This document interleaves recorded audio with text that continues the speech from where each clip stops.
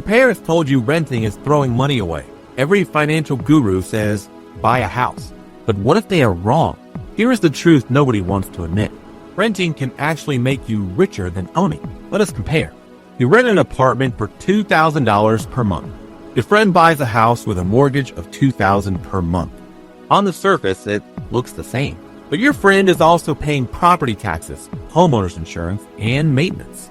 Roof leaks, broken AC, new water heater. Those add up to at least another $500 per month on average. Meanwhile, you are investing the money you saved by not making a down payment. Your friend put $60,000 down on their house. You invested that $60,000 in index funds. Fast forward 10 years. Your friend's house appreciated from $300,000 to $400,000. They made $100,000 in equity. Sounds great, right? But you invested that $60,000 down payment.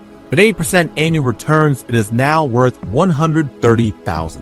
Plus, you invested the extra $500 per month you saved on maintenance. That is another $90,000. You were ahead by $120,000, and you had way more flexibility. You moved for a better job without worrying about selling. You did not stress about interest rate changes. Now, buying a house makes sense in specific situations. If you are staying in one place for 10 plus years, if you want stability, if you get a great interest rate and plan to pay off the mortgage fast, but do not buy just because people say you should. Run the numbers for your specific situation. Sometimes renting and investing the difference is the smarter move.